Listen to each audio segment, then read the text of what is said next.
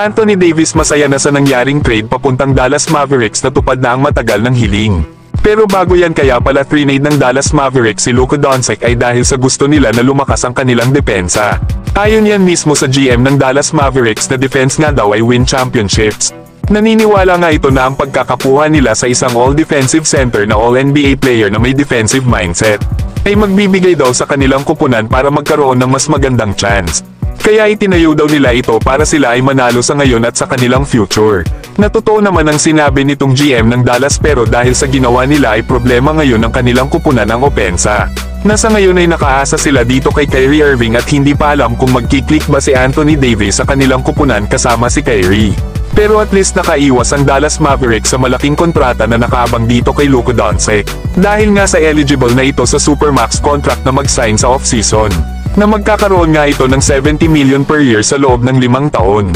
Alam naman natin na itong si Luka ay hindi na makakasama ngayong season sa All-NBA team.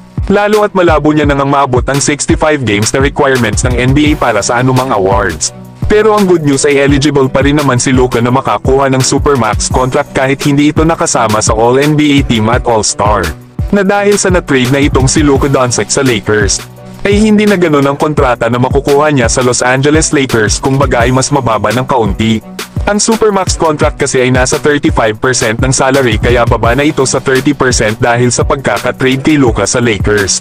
Kaya matalino din talaga itong bagong team owner ng Dallas Mavericks. Niiwasan kasi nila ang malaking kontrata sana ngayong taon sa NBA history na dapat makuha nila Luka na nasa $340 million.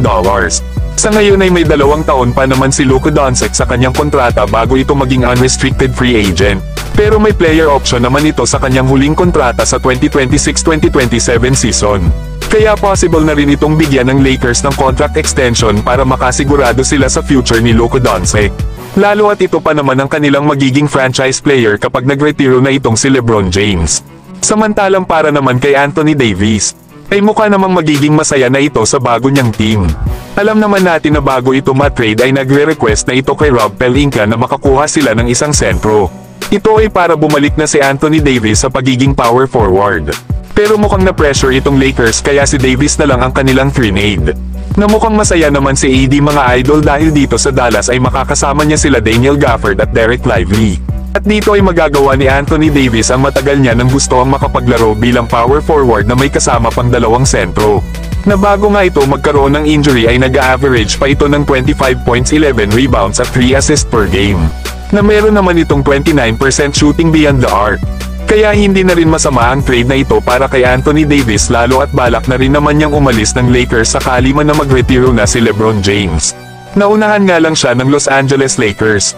Hanggang 2027-2028 pa nga ang kontrata ni Davis pero may player option nga ang huling kontrata nito. Kaya kung sino man ang panalo sa trade sa pagitan ng Dallas Mavericks at Los Angeles Lakers, ay hindi pa ito alam lalo at parehas pang nagpapagaling sila Davis at Luka Doncic sa kanilang mga injuries. Pero kayo mga idol, ano ang masasabi nyo sa trade na ito?